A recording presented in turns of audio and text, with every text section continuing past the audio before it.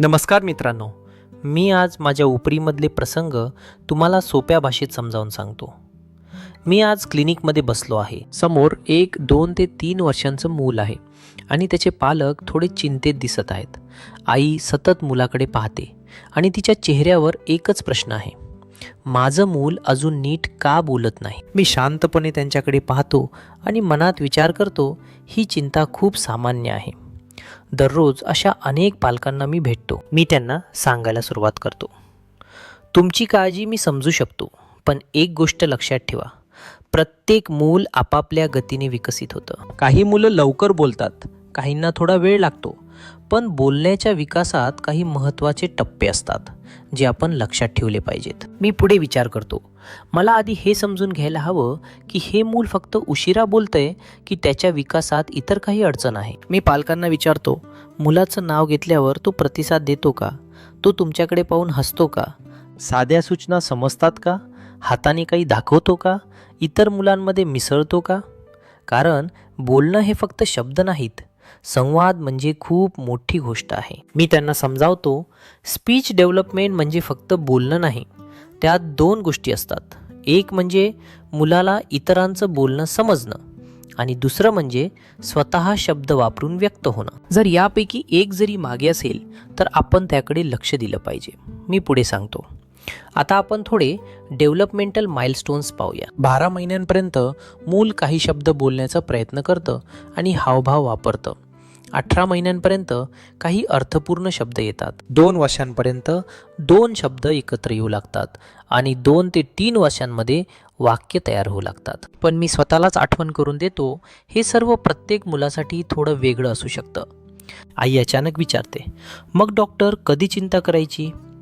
मी थोडा गंभीर होतो. जर 18 महिन्यांपर्यंत मूल अर्थपूर्ण शब्द वापरत नसेल तर आपण तपासणी करायला हवी.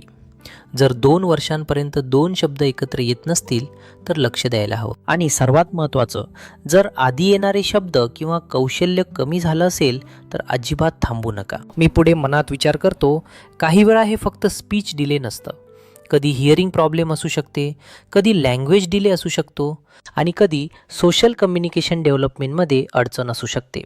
म्हणून कारण शोधणं खूप महत्त्वाचं आहे. मी पालकांना शांतपणे सांगतो, आपण काही तपासण्या करू शकतो. मुलाचा डेव्हलपमेंटल हिस्ट्री पाहू, गरज असेल तर हिअरिंग टेस्ट करू, स्पीच थेरपिस्टकडून असेसमेंट करू. मी त्यांना आश्वस्त करतो, हे सगळं घाबरण्यासाठी नाही तर योग्य वेळी मदत मिळावी म्हणून आहे. आता मी सर्वात महत्त्वाचा भाग सांगतो, घरात काय करायचं. मुलाशी जास्त बोला, त्याच्या डोळ्यांच्या पातळीवर येऊन बोला. तो जे शब्द बोलतो त्याचा विस्तार करा. बॉल म्हटलं तर हो, लाल बॉल आहे असं सांगा. मी पुढे सांगतो, चित्रांची पुस्तकं दाखवा, प्रश्न विचारा, पण लगेच उत्तर देऊ नका, थोडा वेळ द्या. आणि मी थांबून एक महत्त्वाची गोष्ट सांगतो, मोबाईल आणि TV कमी करा, कारण भाषा शिकण्यासाठी सर्वात महत्त्वाचं साधन म्हणजे मानवी संवाद. आई माझ्याकडे पाहते आणि विचारते, म्हणजे डॉक्टर घाबरायचं नाही पण दुर्लक्षही करायचं नाही? मी हसतो आणि म्हणतो, अगदी बरोबर. मी शेवटी मनात विचार करतो, प्रत्येक मूल वेगळं असतं, पण योग्य वेळी ओळख आणि योग्य मार्गदर्शन मिळालं तर अनेक मुलं खूप छान प्रगती करतात. मी पालकांकडे पाहून शेवटचं सांगतो, तुमचं मूल उशिरा बोलत असेल तर घाबरू नका, पण त्याचं ऐकणं, समजणं आणि सामाजिक वर्तन याकडे नक्की लक्ष द्या. आणि शंका असेल तर लवकर सल्ला घ्या, कारण विकासात वेळ महत्त्वाचा असतो आणि योग्य वेळेवर घेतलेलं पाऊल मुलाचं भविष्य बदलू शकतं.